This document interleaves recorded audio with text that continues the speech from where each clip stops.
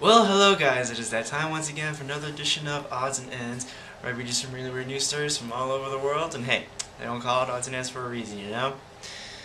Now, I remember in the last one, you guys remember in the last Odds and Ends I did two stories, and then I figured it would work. Looks like I'm going to have to do it again because I'm going to be behind, and then I'm supposed to go get the newest edition of Odds and Ends today, in which I will probably do maybe later on in the day or sometime during the week because, well, I got a busy week. I'll save that for the vlog. That's all I'm going to say. Just watch the vlog and it'll explain most of it. So, without further ado, guys, let's get to these stories, shall we? But first, let me see if anyone's going to bother me. Now, they're not. Okay, now let's get to these stories. Our first one comes out of Poland, where a trio of car thieves got more than they bargained for when the van they stole turned out to have 12 dead bodies inside. During a court trial in Poznań, Poland, it was revealed that the men boosted the Mercedes Sprinter van from a parking lot in Hoppergarten, Germany last October. The driver of the vehicle had apparently stopped to wash his hands while delivering the loads of corpses to a crematorium in Messina, Germany. The bodies were found about a week later, dumped in a forest near Poznań. Police say they don't believe the men knew what was inside the van when they took it. As a result, the judge only sentenced the men for a crime of car theft. The trio, whose names were not released, got 2 to 4 years in prison each and were ordered to pay a $5,148 fine. So, note to self, check the vehicle before you rob it. Or let alone don't even think of robbing it, and or check the business you might be robbing it from because it could have dead bodies inside. You never know. Moving on to our next story, which comes out of New Jersey, where bids for a 31-year-old Trenton man's guaranteed spot in heaven reached upwards of $100,000 before internet auction site eBay pulled the listing. Audie Mandel, who grew up in an Orthodox Jewish community and now identifies as atheist, said eBay removed the offerings for his, quote, portion in Olam Haba, or the Jewish afterlife, after it received a high bid of $100,000. An eBay representative called Mandel to inform him the company does not allow the sale of intangible items. Quote, it was nice to fantasize, Mandel told, quote, the Jewish Forward. Quote, but I didn't think it was going to happen. Mandel's auction listing assured bidders the seller had steered clear of sin by performing good deeds, refusing to worship false gods, and being, quote, 98% vegan. Mandel also promised he would continue to live a good life after the auction, ensuring that his place in heaven remained open. Mandel apparently thought up the listing as a prank. Quote, to those of you who took this seriously, chill out, it was just a joke, he was quoted as saying. Wow, so let me get this right. You decided to post a joke on eBay for someone's spot in heaven as well, and the highest bid was $100,000, yet at the same time, you grew up in an Orthodox Jewish community and you're an atheist.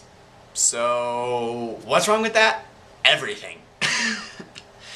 But Jesus, man, I mean, $100,000 just for a prank? God. That's almost like stealing somebody's money. That's like the equivalency of theft. Jeez. Actually, it could have been theft if they actually got away with it, but just be glad eBay pulled it down.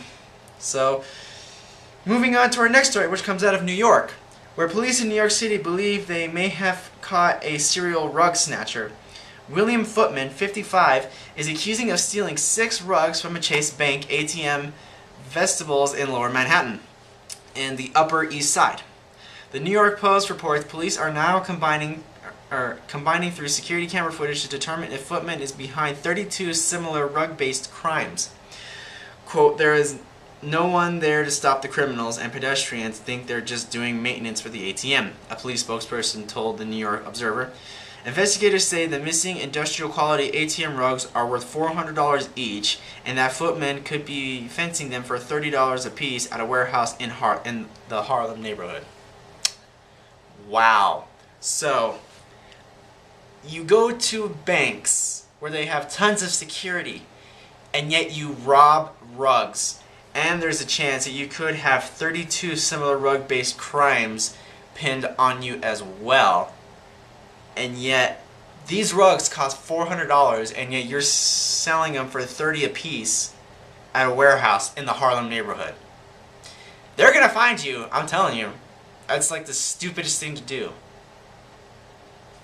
But moving on to our next story, which comes out of Connecticut, where police in West Haven say they caught a woman in the act of prostitution after she called to report being harassed by her pimp. According to police reports quoted in the Hartford Conrat, 35-year-old Jennifer Lowry phoned 911 on Sunday, May 26, to say that her pimp was verbally harassing her. Officers responded to a Super 8 motel room and found Lowry about to get busy with 60-year-old Richard Buford, who allegedly paid $200 to have sex with her. Quote, "I thought it would take the police a while to show up," police quoted saying. Lowry is saying, quote, "So I figured I would turn a trick."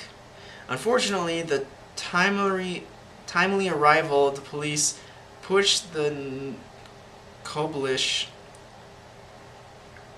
on Lowry and Buford's sex session. Lowry was arrested and charged with prostitution. Buford was charged with patronizing a prostitute. Yeah.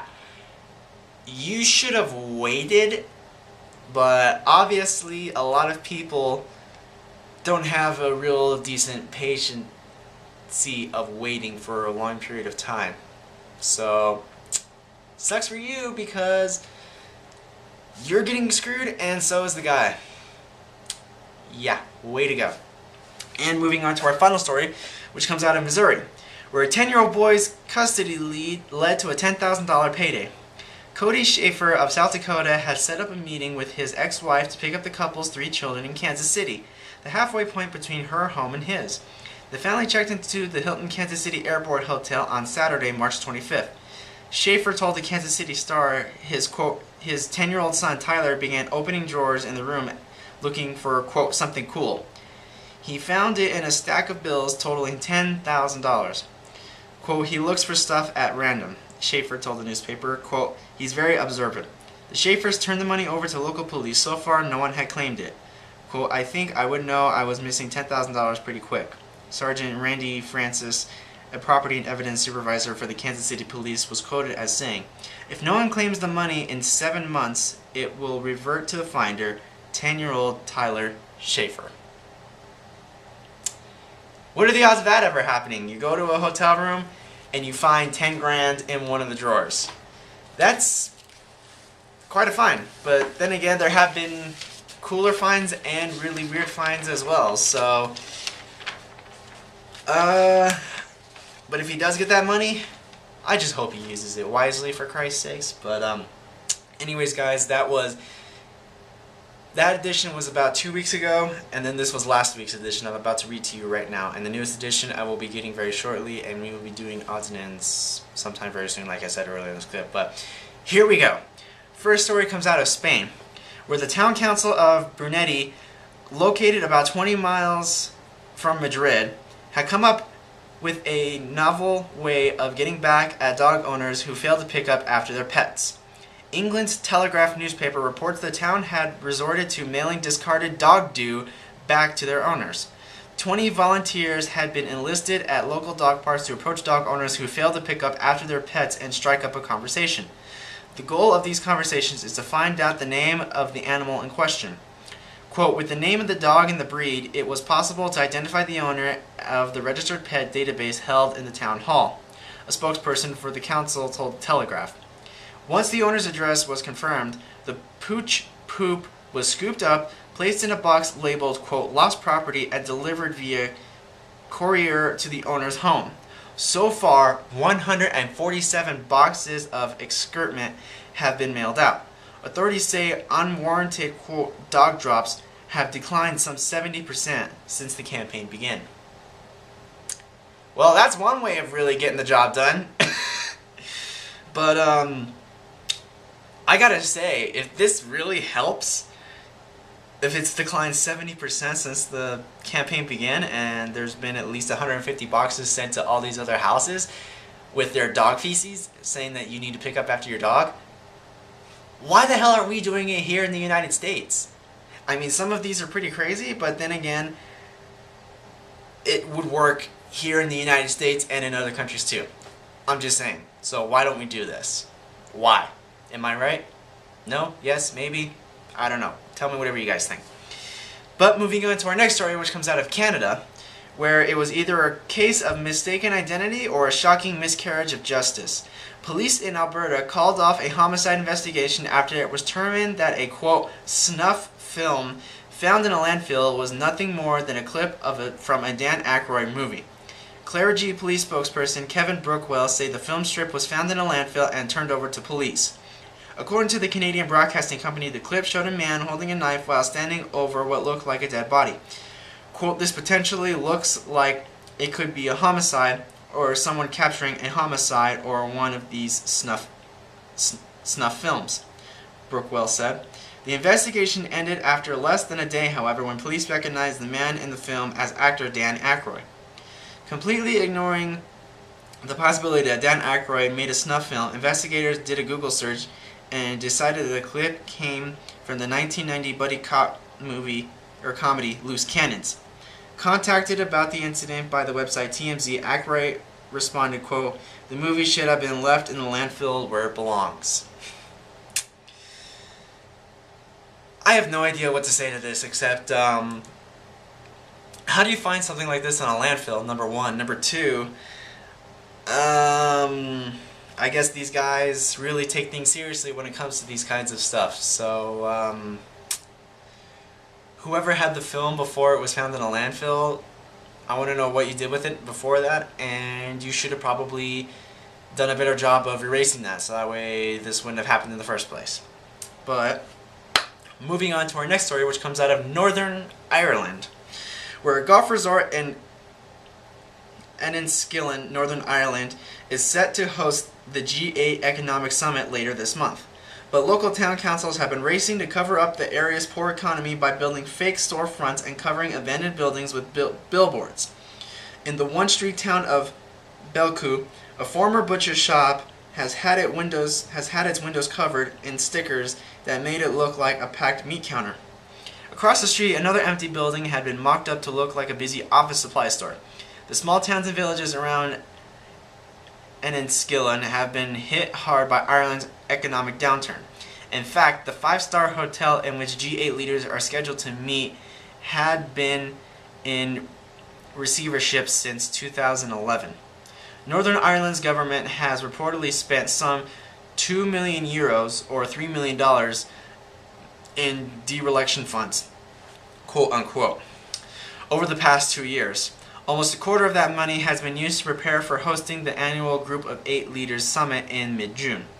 Environmental Minister Alex Atwood defended the cosmic changes, saying, quote, we should do everything we can to make these areas as attractive for residents, tourists, and consumers. If we want tourists to visit and stay longer, then tackling major eyesores and deceleration or deceleration will certainly help. Local residents seemed less impressed with the government's efforts. Quote, in 6 months' time, how are these shops going to look? Jim Leonard, a 50-year-old unemployed bricklayer, asked RTE News. Quote, they'll just be pieces of paper blowing around the ground. Well, we are all suffering by this economic down crisis, but spending all this money, spending all this money just to cover things up and make it look nice just because you're holding a G8 summit, yeah, not really a good idea. You guys should have probably put it in a different part of the world, because knowing full well how bad Northern Ireland's economy is, should have done a light bulb going off the head saying, oh, this isn't going to work, blah blah blah. Then therefore you would have changed the meeting to somewhere else, unless these guys really desperately need it. Then, you know, they have their reasons, but whatever. So, moving on to our final story, which comes out of Oregon, where a woman in the rural Clackamas County town of Sandy was hesitant to report an auto burglary. Quote, "I can't believe it," Chelsea Couts told KPTV 12 after the trunk of her sedan was broken into. Quote, "I'm still in shock." Missing from Count's trunk was an estimated $500 worth of sex toys. Quote, "It was horrible," the officer in quotations, or parentheses I should say, kind of started laughing, but he felt so bad he asked me to describe everything in detail, and it was just horrible, Couts added, or Couts said. According to Couts, she was only storing the stash of sex toys for an upcoming bachelorette party. Quote, "I've been storing it in my trunk because I have 2 little ones and I didn't want them to see all the dirty things in there." According to local police, Couts' car was one of several broken into in the Bluff neighborhood. Quote, "It broke my heart," said Haley Kirby, the bride-to-be. Quote, "Chelsea's worked so hard for so long on all this, and she's done a really good job. And it's just sad to see someone come and take all that away like that. I don't even know what they could have used it for." Since the sex toy theft, Couts has received several donations to replace the lost items, described by Couts as, quote, "lots of toys, blow-up items, and all kinds of goodies."